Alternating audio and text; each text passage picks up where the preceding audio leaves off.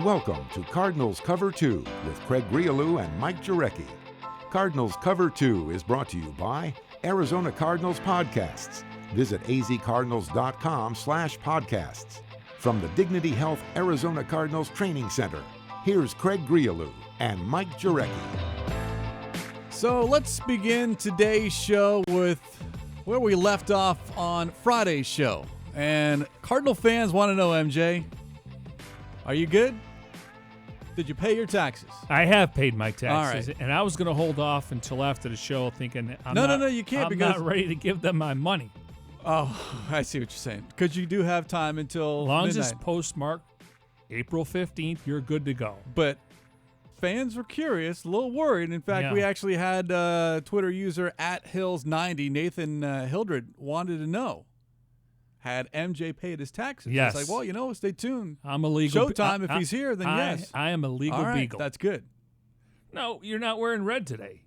I didn't realize. Well, yeah, it is Cardinal on the red. sleeves. On the sleeves? Tiger Woods red. Come on. It's on sleeves. All right. For those you do have the watching logo here on Cards yeah, Cover true. 2. I thought you were going to wear red today. No, I'm good. I don't know. I just sort of red. There's always red here. Cardinal red. Let's do it. 10 days, right? Yes. Yeah, so I'm good. Almost single digits. I appreciate you bringing it up Friday because I kind of forgot, even though my mom reminded me a few times.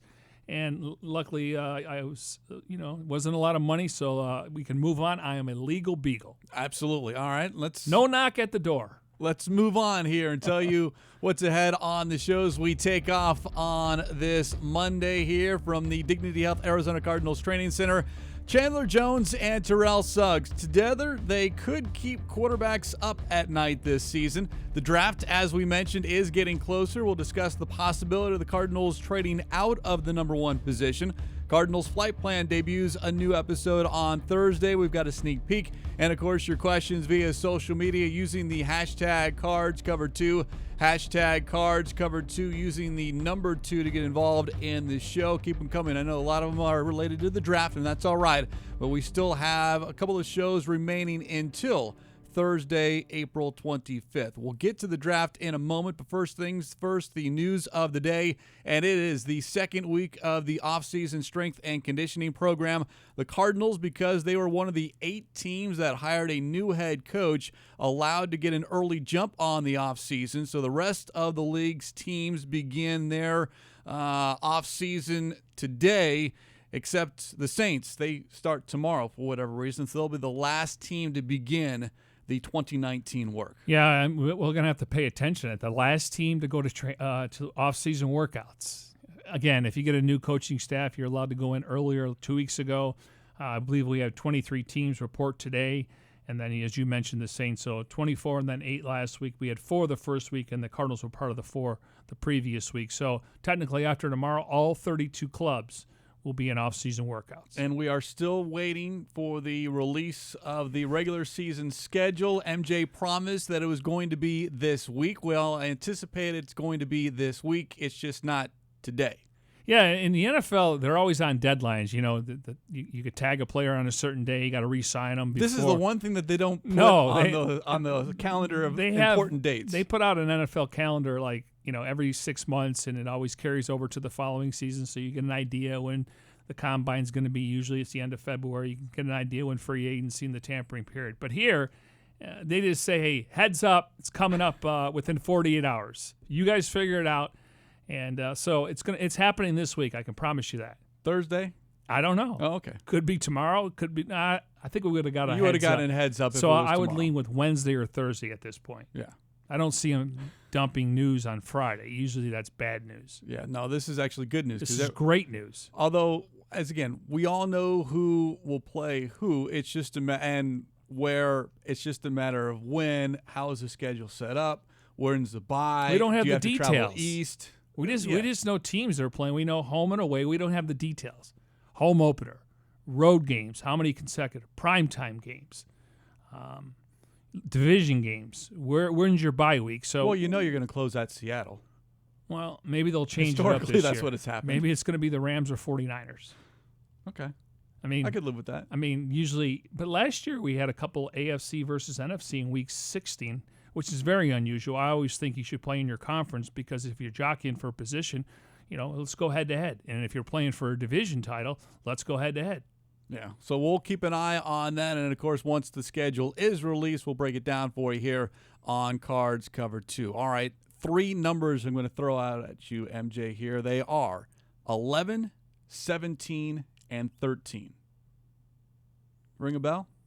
11, 17, and 13. Yeah. Those are the sack totals of Chandler Jones in each of his first 3 seasons with the Cardinals. He became the first Cardinal player ever to record double-digit sacks in 3 consecutive seasons. And more importantly, 41 sacks since 2016 leads all of the NFL. And now the question is, what is his number going to be here in 2019? Because, 1, we know he's lost weight. He's down to 255, so he's lost 25 pounds.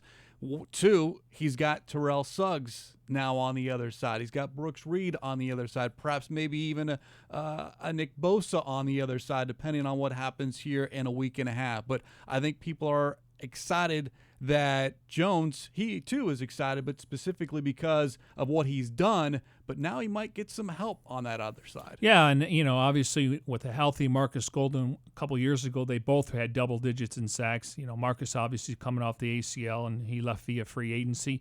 I think Suggs is going to be a guy that's going to play probably 72% of the snaps, and then Brooks Reed's more of a special teams guy. And then you mentioned Bosa, but one thing that Chandler said, the last time he played his natural position, he led the NFL in sacks. And so to me, that's a confidence booster for him.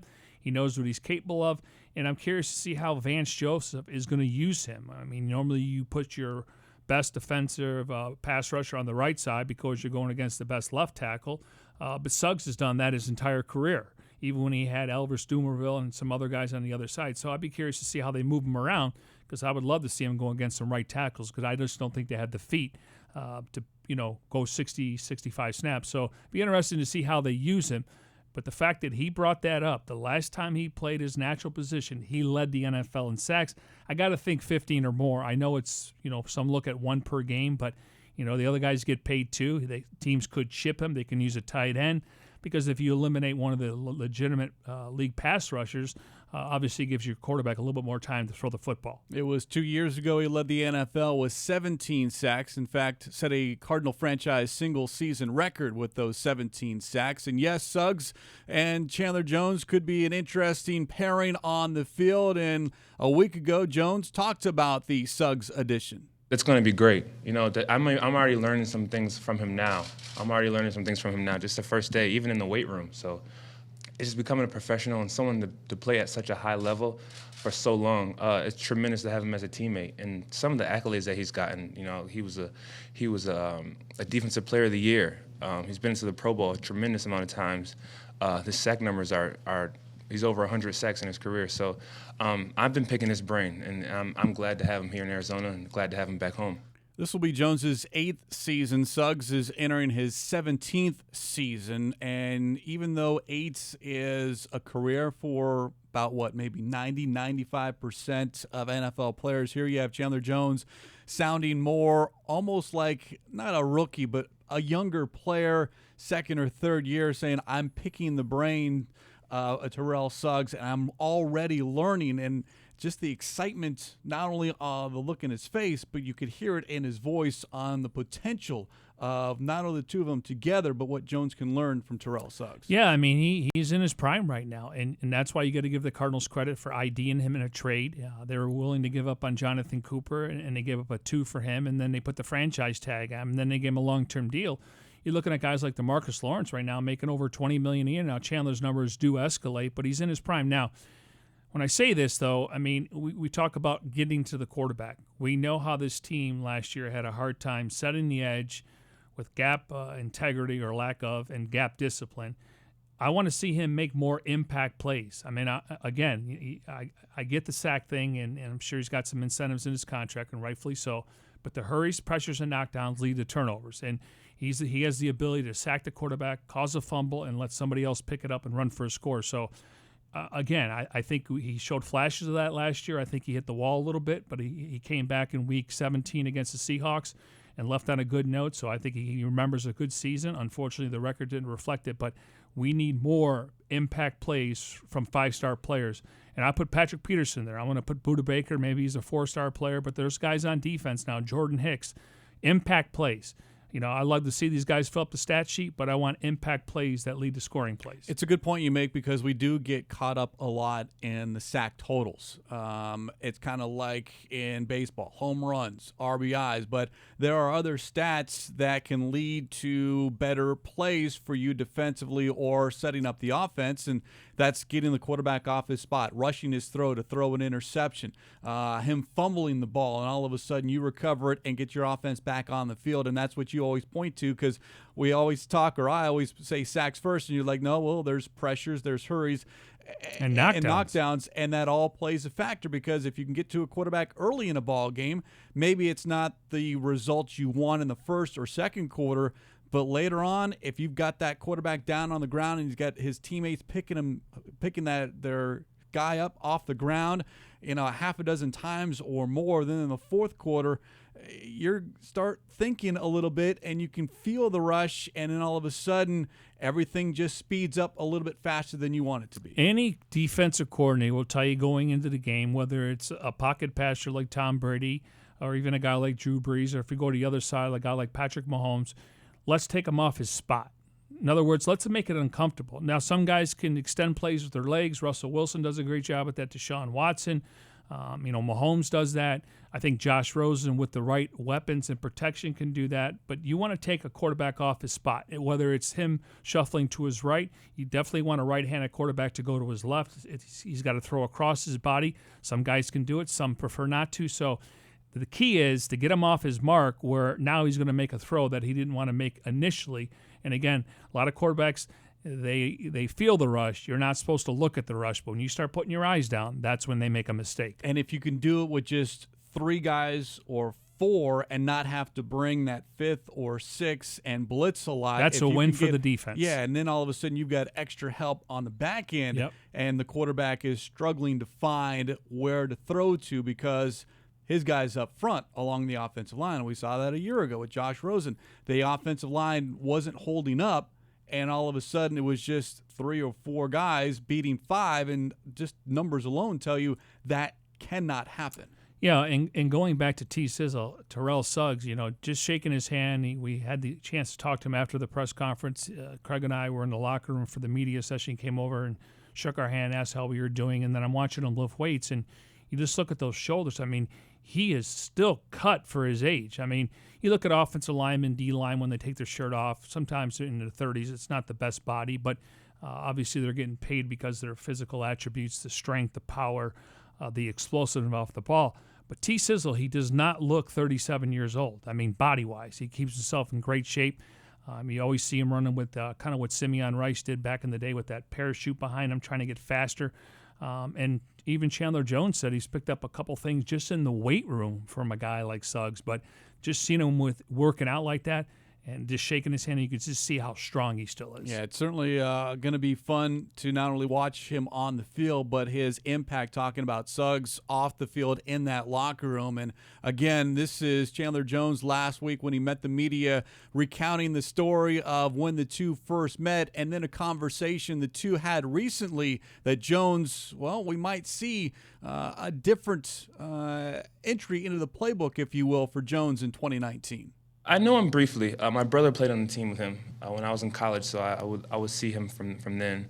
The year they had won the Super Bowl, I met him in the friends and family area. But I knew who he was. I had a lot of respect for his game.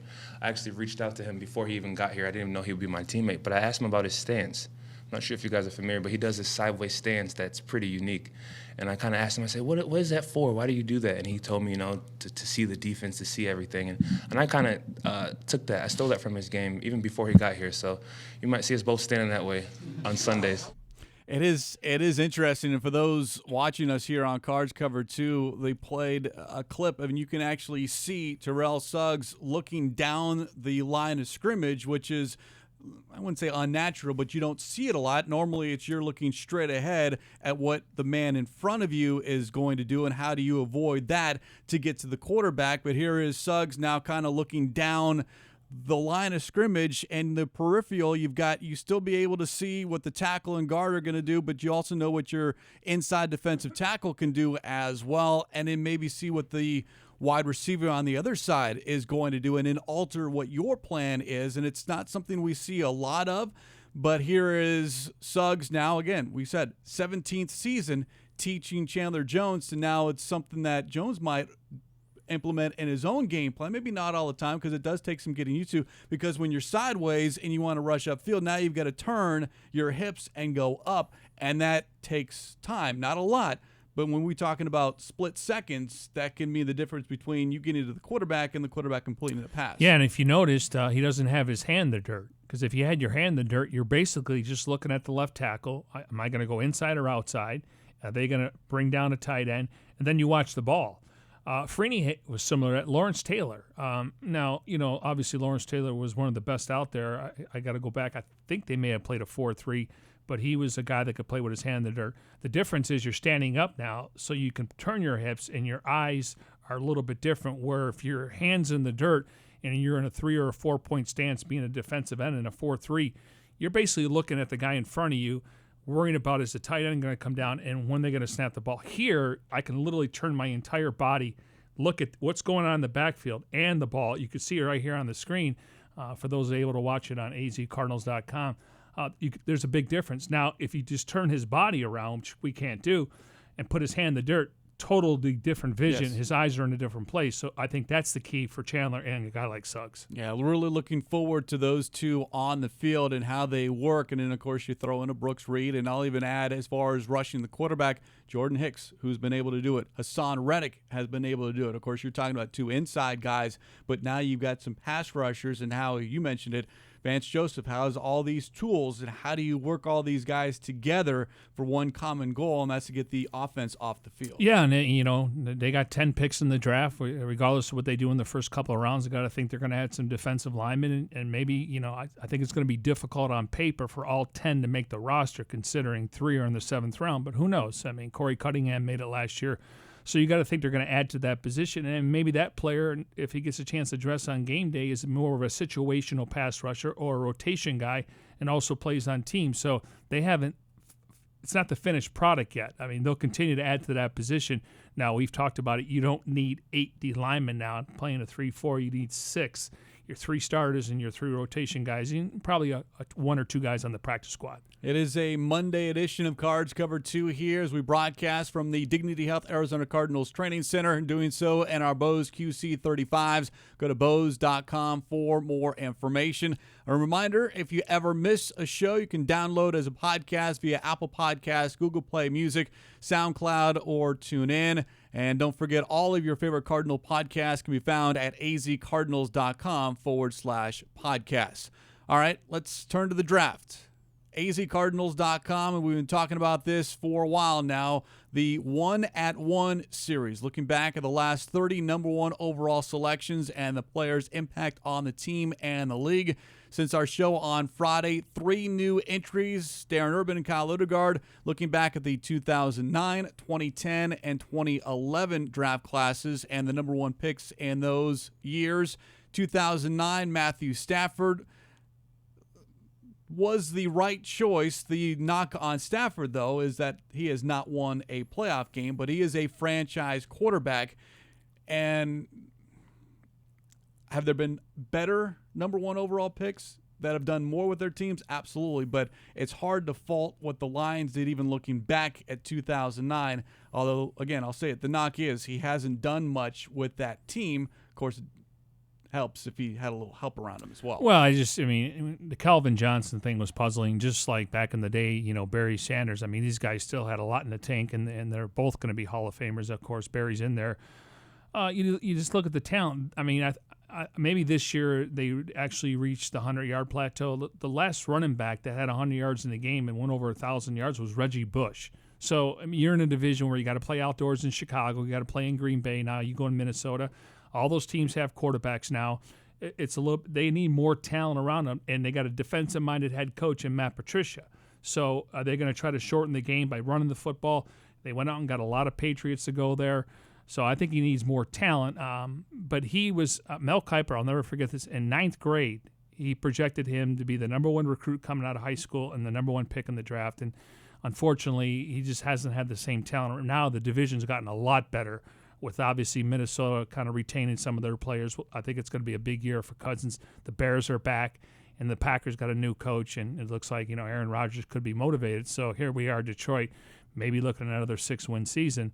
But I don't think you can question the pick. It's just unfortunate they haven't been able to acquire more talent. The following year in 2010, that was Sam Bradford with the Rams. And here's someone who came out. This was the last draft class that earned all the guaranteed money until they switched up the slotting system that they do now in the first round. But Offensive Rookie of the Year, great first season. A couple of good years early, but as we saw here with the Cardinals, just hasn't been able to stay healthy.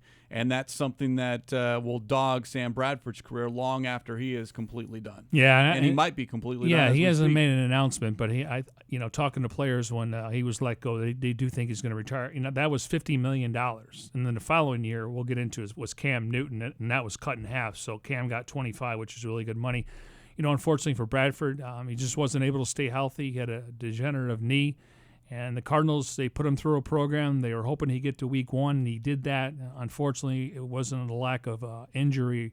It was a lack of production, and it really starts with the head coach and the offensive coordinator and the lack of weapons. But he made $130 million in his career. Hopefully he's going to enjoy life. Yeah, hopefully he invested very well. But you look at the guys that came after Bradford in 2010, and Ndamukong Suh went number 2 overall, Gerald McCoy, Trent Williams, and Eric Berry. That's a solid 2, 3, 4, 5 right there. Yeah, and you don't see a safety go that high. Even I think Charles Woodson was a corner. He went high. Sean Taylor went high. Trent Williams, franchise left tackle. So those, to me, are franchise players on paper. And then, of course, you brought up Cam Newton, the number 1 overall pick in 2011 of the Panthers. And the question mark of Newton coming into that year was that he only had 1 year as a starter, much like the conversation with Kyler Murray and Dwayne Haskins. Only 1 year. You're limited in college. How do you replicate what you did in college to the NFL? But Cam Newton hasn't won a Super Bowl, but did lead the Panthers to the Super Bowl, and, of course, has had a solid career so far. We'll see what he does. Recently underwent shoulder surgery, so we'll see how healthy he is coming into 2019. Yeah, I mean, he went to Benn College. He won there, and then he went to Auburn. And, you remember the last play in the game, he was told to take a knee, and he tried to score a touchdown. So there was some question marks about his character. Was he a me guy, selfish guy? But you got to give him credit what he did when they won the NFC Championship game against the Cardinals. He was the MVP that year. I didn't like the way he acted after the game. But they got weapons. Christian McCaffrey. They still got Greg Olsen. They got to get that offensive line. But Ron Rivera normally has a good defense, and in that division, you got to stop the Saints. You got to stop the Falcons. And now with Arians there with the Buccaneers, so I would think they're going to try to rely on that defense and then hope McCaffrey can put up 1,500 to 1,800 yards. They went out and signed a couple receivers. So again, they got to get that running game going. But when I think of that division, you got to stop someone, and hopefully they can do that. But I think he's definitely been worthy of the first overall pick. Of course, the highlight of the 2011 draft class with respect to the Cardinals was the number 5 overall pick in Patrick Peterson, a perennial Pro Bowler and an All-Pro as well, and certainly playing at a high level still. Yeah, excuse me, and I want to say the guy went before was A.J. Green, and the next guy went Julio Jones. Can't go wrong. No, like a little corner. And I told the story, if the Bengals would have taken Patrick, Ken Wisenhunt told me they were going to take A.J. Green. Now, you can debate A.J. Green or Julio Jones. I mean, both deep receivers. I think Jones has put up bigger numbers because he's been on a better team. We'll keep an eye on the 1-at-1 series, a couple of more to follow along the 2012 and 2013 look-backs. And, of course, don't forget the Cardinals 2019 draft party coming your way Thursday, April 25th. The location, the Great Lawn outside State Farm Stadium. Important to note, admission and parking are free. azcardinals.com/draft party is where you can find more information. And tomorrow, high noon, mark it down on your calendar. GM Steve Kyman, head coach Cliff Kingsbury are holding their pre-draft press conference. He will carry that press conference for you live on azcardinals.com. And I'm not expecting a lot of news, although this is the first time since 1958 the Cardinals have had the number 1 overall pick, so technically Keim could announce who they plan to take. I wouldn't hold your breath, but they're in a different position than in years past. And I don't know if they'll be more open. Probably not, but we can always hope. Yeah, and normally when they address the media, that tells you they're close. When it comes to the 120 board, they're not going to tell us a whole lot. And listen, it's not confession. They don't have to come clean. And you know what? Even if he did sit down in that seat and said, we are selecting Kyler Murray with the number 1 overall pick, there'd be people saying, no, you're not. No. And you don't have to. I mean, these are more just parameters and there's some local guys that they'll be asked about. Brian Murphy from Washington, I think he could be the best corner.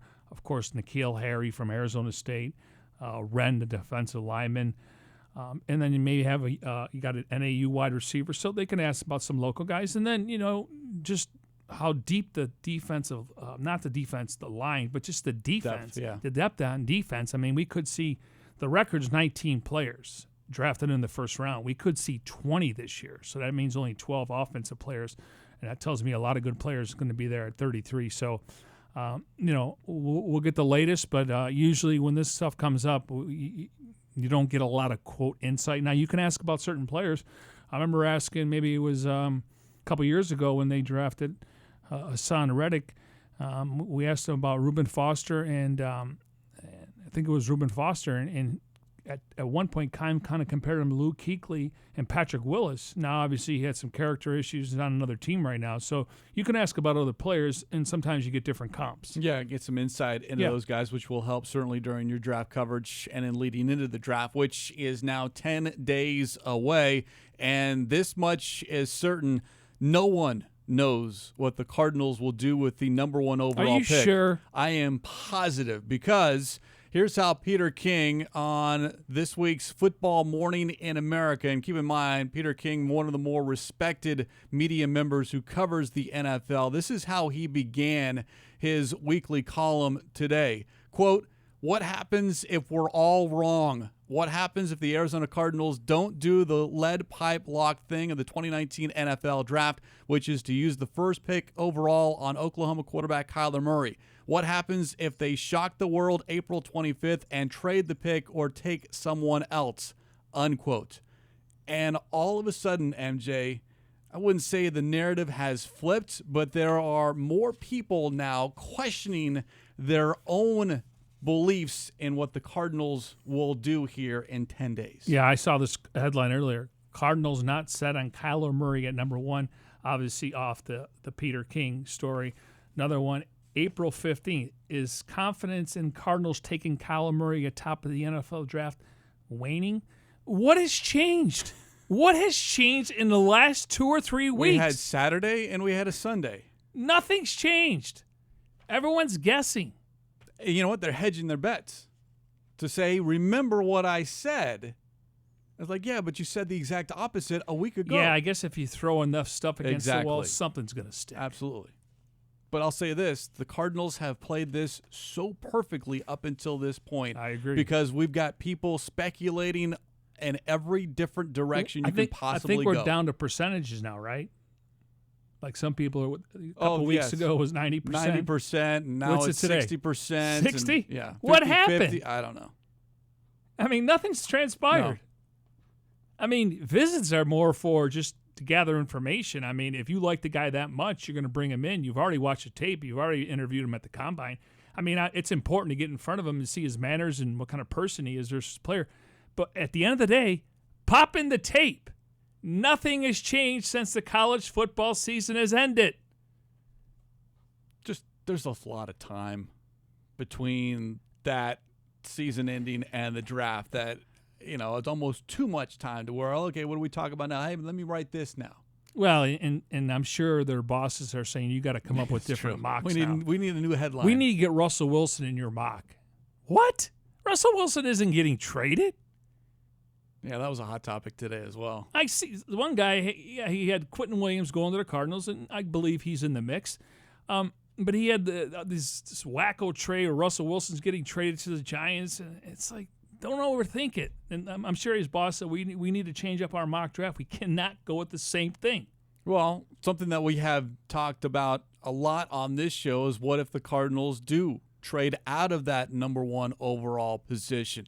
Do they trade to the Raiders with that number 4, the Giants at number 6? I don't think they go too much further down, just because now all of a sudden, as you've always pointed out, MJ, you're limiting yourself as far as it's the second or third tier at a specific position as opposed to the first tier. But Paul Calvisi and Darren Urban discuss the possibility of the Cardinals not taking the number 1 overall pick in this draft primer. All right, well, when you can only trade down, that must mean you're picking number 1. Draft Primers 2019, Darren Urban, yours truly, Paul Calvisi. So how likely is it that the Cardinals, instead of picking a player, would cash in the number 1 pick for multiple picks and or players? Well, I guess ultimately you're talking about, I think it's a two-pronged thing. One, is there anybody who wants to trade up, and are you willing to leave that spot? And two, what are you exactly looking at number 1 if you decide to stay and make that pick? I mean, if you're in love with a guy and you think he is a transcendent type player, I don't know if you want to trade out of that. But obviously, number 1 can get you a boatload of picks, and this team needs a lot of players. There are 2 priorities in the NFL right now. I'll boil it down. Number 1 is quarterback. Number 2 is getting to the quarterback. This draft is rich enough in both categories where the Cardinals could cash in the number 1 pick if they wanted to, right? I don't think there's any question. The big question is when you start looking at all these trade value charts and who might be willing to move up and how much they're willing to give. And it seems like in the most recent years, teams are willing to give a little bit less than maybe once upon a time. The RG3, exactly. 3 first-rounders, right? That's a little tougher to get these days for the number 1 overall pick.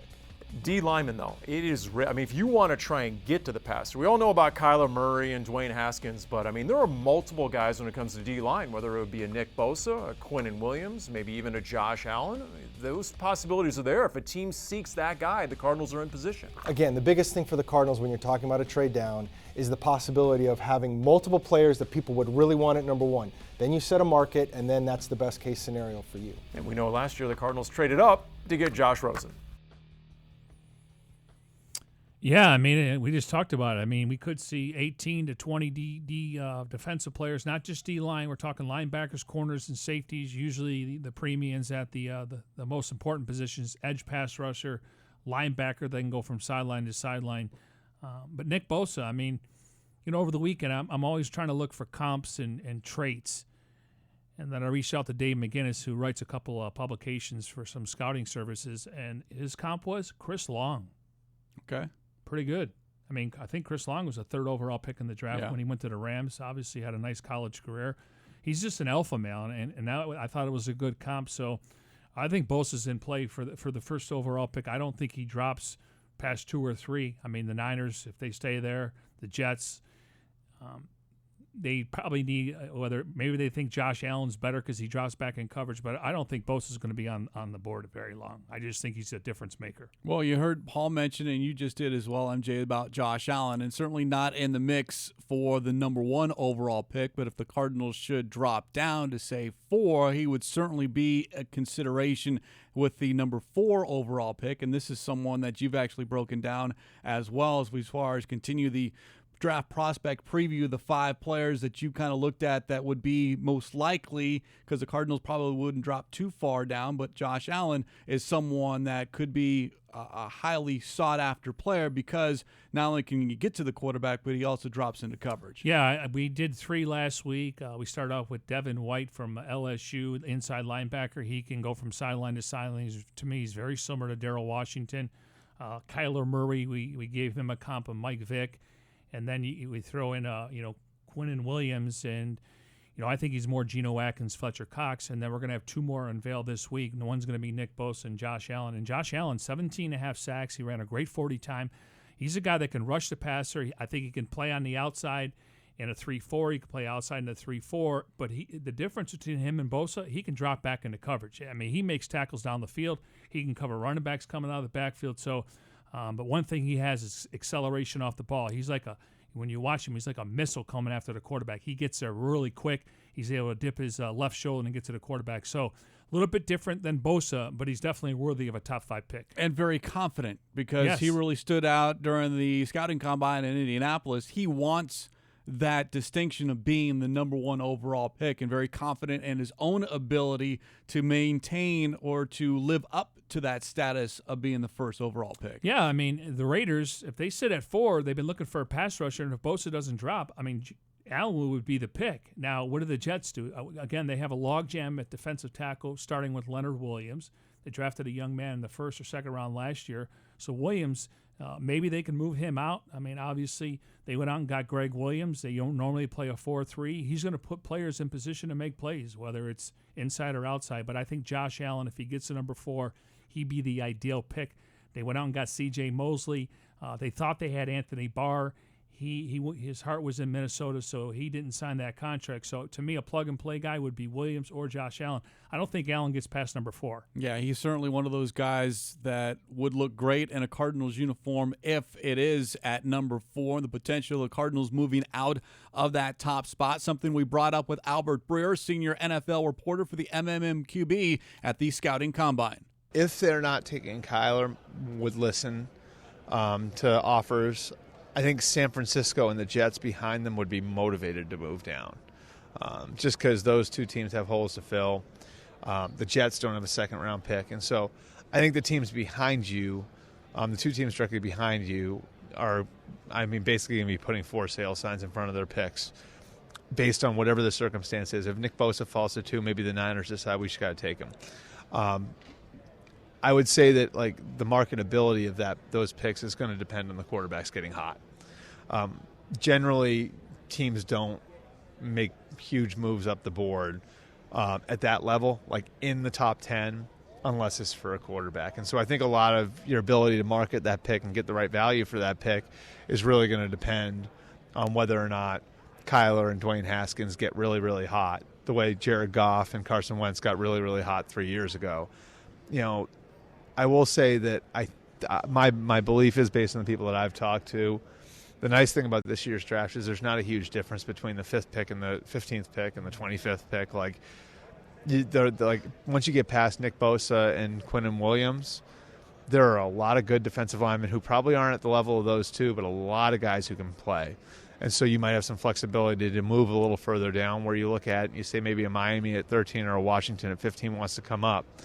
You look at it and you say, well, we're going to get a defensive lineman there who could be a top 10 pick in a lot of other drafts. So you'd have some flexibility to move around, but again, I think so much that's going to depend on those quarterbacks getting hot. It's always funny on who's moving up, who's moving down draft boards when, again, nothing's changed, but one of those names that is moving down, Dwayne Haskins reportedly, and moving up is Daniel Jones. And I don't know if it's just because of the speculation or trying to infer what it means when guys are visiting certain teams, and the Cardinals reportedly visited with Daniel Jones, hosted him, and now all of a sudden maybe that means Jones is rising up and Haskins is falling. I mean, I find, it's something to talk about because there's so much time to talk about stuff, but, nothing's changed on these boards. I mean, these players haven't done anything differently outside of the scouting combine and pro days, but shouldn't be too much out of those days to where all of a sudden someone is skyrocketing up draft boards. Yeah, sometimes though, when you get to these pro days, you do have GMs and head coaches, and you have position coaches, and some will want to put you through different drills. I think Ed Oliver is definitely moving up. Now, obviously, he had an issue with Major Applewhite at school. He's on the sidelines, supposed to be on the sidelines. He did come back and play. They fired Applewhite, went in a different direction. But people don't know if he's a D tackle, a 3 technique, which is Atkins, Fletcher Cox, Aaron Donald, not comparing him to Donald. Yeah. But then some teams, I was told, worked him out at linebacker. I mean, he could play inside linebacker. He could maybe play in a 4-3, maybe the Mike linebacker. So all of a sudden, now you talk about position flexibility. I could see him going 6, 7, or 8 because once you get past Williams, Bosa, Allen, he's probably the next guy, and the fact that he could play 2 positions. So I do think, based on his pro day, where teams asked him to do more and switch positions up on him, I think that opened the door for the position flexibility. So if there is one guy, and again, we go back and watch the tape, he was projected to be a higher draft pick than Williams. Williams came on late at Alabama. Nobody knew about this guy. We knew about the offensive lineman, Jonah Williams. We didn't know about Quentin Williams, so it's all changed. But Ed Oliver was in that conversation as just possibly the first defensive tackle off the board. Maybe going to Houston was a small school. Maybe didn't get the credit. You look at Davenport last year from San Antonio. The Saints moved up to get him. He didn't have a great year. He got injured. But I do think Ed Oliver is moving up. Maybe he was somewhere between 9, 10, and 11. I think he's at 5, 6, or 7 now. Now, with teams, though, when you're trying to move up to select someone, historically, you're moving up to select a quarterback. So what teams might be interested in moving up to grab a quarterback? And that's a subject we discussed with Field Yates, ESPN NFL insider at the Scouting Combine. So we've got a couple of teams that are in the – so we'll always start with the top 10, right? Because typically teams picking the top 10 need a quarterback. This year nobody in the top 5. I would say nobody in the top 5 this year. I agree with that. So the Giants have picked 6 or 1. You know, we're sitting here parsing what Steve Keim has said, what Cliff Kingsbury said. But like the Giants have also left some room for interpretation with some of the comments they've made. Pat Shurmur, their head coach, and Dave Gettleman, their GM, specific to Eli Manning. They feel like a team that could move up. There are other teams that might be a little bit further down the board, like the Miami Dolphins, that could move up. It's a steep price to pay, as we know. But over the past 18 years, in 17 occasions, there has been at least one quarterback taken in the top 3 picks. So I just don't think that Dwayne Haskins is going to, let's say he's the number 1 quarterback taken, or Kyler Murray, whichever one it is. I don't think it happens at pick 6. I think it happens before that. And even if it's not pick 1, it's happening before pick 6. All right, let me ask you this. Let's go back to last year's top 4 quarterbacks, and we'll put Jackson in because he was 6 and wonder. Sure. And then let's take Murray and Haskins. How do you rank them last 2 years? Okay, so the interesting part is that we have the sample size now. I think most people would say, knowing what we know about Baker Mayfield, that if you had to pick between those 5 plus the 4 or so that are being first-round prospect considerations this year, you take Baker Mayfield, right? You've seen it. You've got a little bit of a body of work, and you like what you've seen. I think from there, though, everything is open for interpretation. Beauty would be in the eye of the beholder. So I bet there would be guys that if you told them they had the option, some of them would say, Josh Allen's still my favorite guy. Or Josh Rosen's still my favorite guy. Or, hey, I wasn't totally in love with what any of these guys did as rookies other than Baker, that I'm buying the promise of Kyler Murray. So I do think that infrastructure and what a quarterback has around him is such an influential part of how we view that player. I don't know if it's going to be in Arizona or not. I'm not saying it necessarily won't be, but Josh Rosen could be Jared Goff-like in the sense that last year, other than Larry, even David wasn't necessarily utilized in the way that we think he can be at maximum output last year. So it's hard for me to say that, something, based off what I saw last year, Josh Rosen's gotten a future. No, of course he has a future. It's just a matter of putting the right pieces around him.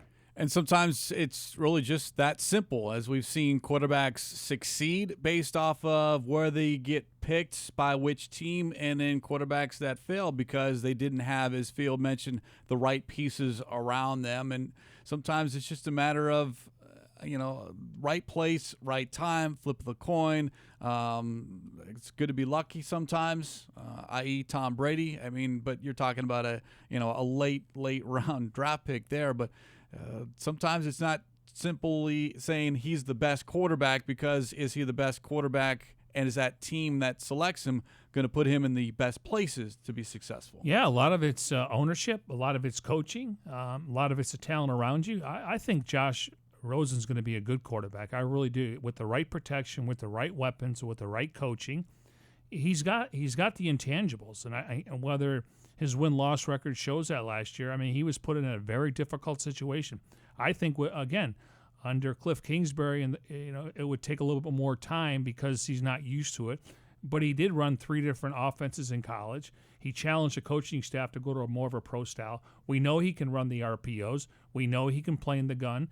And then you look at Murray. Murray has experience in the air raid offense. So it depends on what you like and what the organization is thinking. But I think in due time, I think Josh Rosen could succeed in this offense, and he can probably succeed in other offenses, but it all comes down to the basics, the fundamentals: protection, weapons, coaching, and a good franchise. All the speculation ends in just 10 days. We're talking to some different teams. We're going to try to trade into the next pick. And we're trading up to this pick right now. Hang tight. I am fired up. We're on the clock now, officially. That's intense. Again, April 25th, the Cardinals with the number 1 overall pick. That is intense right there. Be a fly on the wall during. Well, Michael's got to make sure you get the card in. Yeah. Don't be late. Make sure you get the Teams name have right. been late. You don't want to be late. No. And the guy that's been doing this for a long, long time. So he's going to get the card right, but Michael's got to make that call. Do they take the entire time allotted? Absolutely. I believe it's, what is it, 10 minutes, right? 10 minutes. Oh, that's yeah. right. It used to be 15. That's right. but- It is 10 minutes. Oh, because it's a great marketing tool.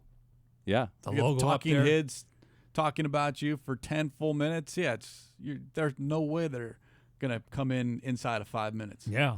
And No. if they do, then we're going to hear a trade is announced.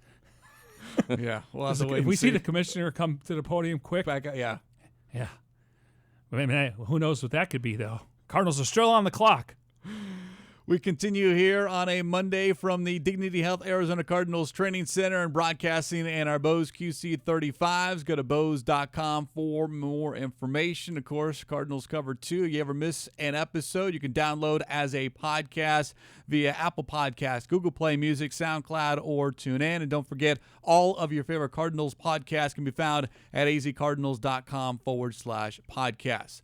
All right, before we hear from the Bird Gang, the next episode of Cardinals Flight Plan will debut this Thursday, titled Compete Every Day. Episode 5 covers the start of the offseason strength and conditioning program plus draft preparation. Here's a sneak peek. Back at it, first day of school. Back like we never left, man. It's time to get worse the first vibes all year.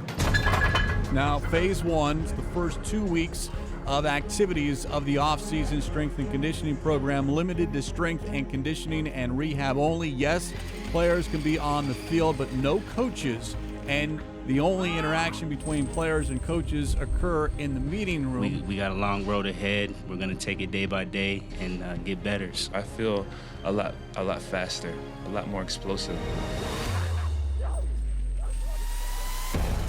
Started draft meetings today, so all our scouts are in town. So far, it's been a smooth morning. Very good length, range, body control, makes play on the ball. He's capable of getting his hips open from the Still see him as a first-year starter in the league and has some upside physically. I'll be up there with Steve and the scouting department going over those prospects. We'll eventually end up putting about 500 players on our board as draftable prospects, and then we'll create our top 120 board. This Thursday, April 18th, Facebook Watch and YouTube, and of course, catch up on past episodes by going to azcardinals.com/flight plan. Here's mine. 500 prospects?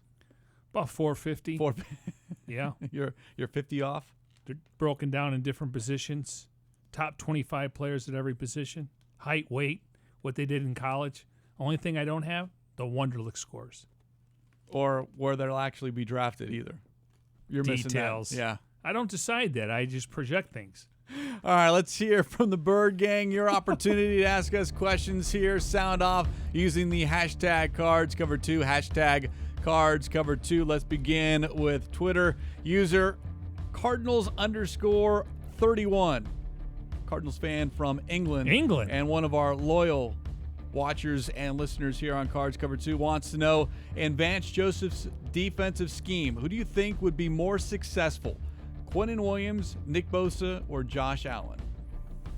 Wow.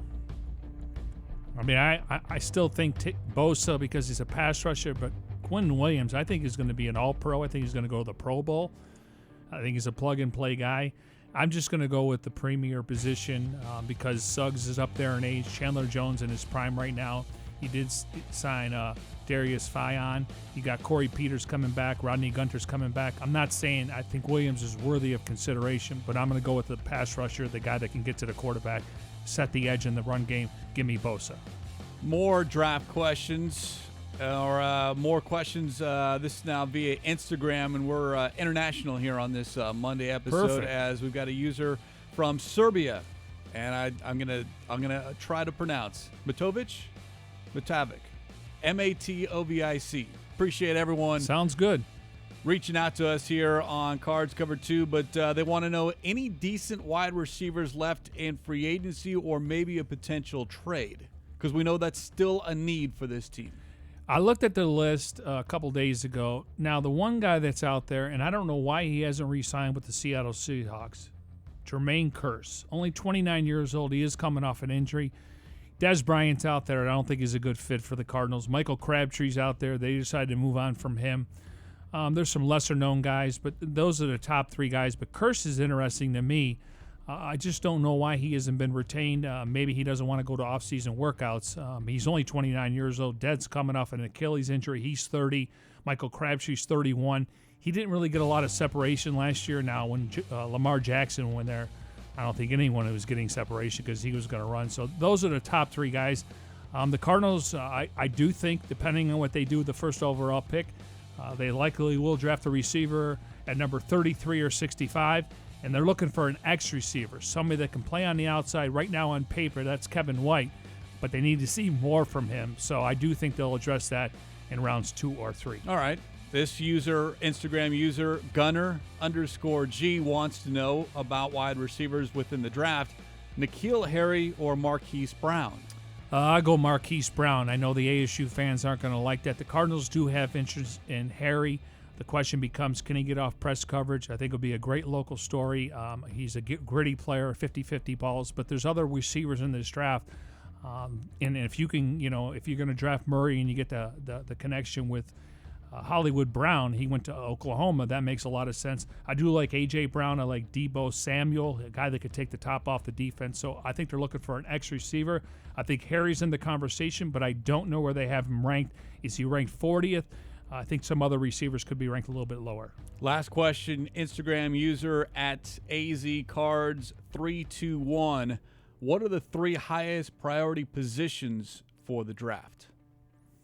Well, they got to make a decision at the quarterback position, and I think D-line, O-line, offensive tackle, and wide receiver. Now, you'd love to get another corner, you'd love to get another linebacker and safety, but if I had to rank them, take the quarterback position out of it. Yeah, because they do have options there. If they want to keep Josh, then you go for, I would say, offensive tackle, not in particular guard or center, D-line, and wide receiver. They got the cornerback figured out, hopefully with Alford. They went out and got Brock. I think they want to upgrade still at the slot position, but if I had to guess, trenches, wide receiver. And, of course, because of the number of injuries this team had a year ago on the offensive line, you're going to want more depth, and I know wide receiver, people have question marks and probably would rate that a little bit higher, but you need to be able to protect the quarterback and open up rushing lanes for a David Johnson or a Chase Edmonds or a TJ Logan. Yeah, and Marcus Gilbert's on a 1-year deal. If he plays well, maybe they could extend him. Corey Cunningham's coming off an injury. DJ Humphries needs to stay healthy to get that 5th-year option. So if they didn't go out and sign Gilbert, I think offensive lineman would have been a need going into the 1st or 2nd round. So I think tackle, D-line, and then wide receiver. And then you could fill in some of the holes, which they've already done in free agency and also the waiver wire. And then when you get undrafted free agents, we know this team will sign them, and we know that a few guys usually make it every single year. Appreciate the Bird Gang signing off here on this Monday. Keep your questions coming using the hashtag CardsCover2. Hashtag CardsCover2 using the number 2 to get involved in the show. Appreciate everyone's interest, and of course, in the draft and what is going on as the Cardinals with a brand new coach and coaching staff, and a lot of questions, people wondering what this team is going to look like in 2019. We're right there with you as well. And with that, we will sign off here on this Monday. We'll be back with you on Wednesday. Special thanks to everyone behind the scenes making the show happen. Tim Delaney, Jim Alejandro, Devin Henry, Jesse Aranda. For Mike Jurecki, I'm Craig Grialou. We'll talk to you on Wednesday here on Cards Cover 2.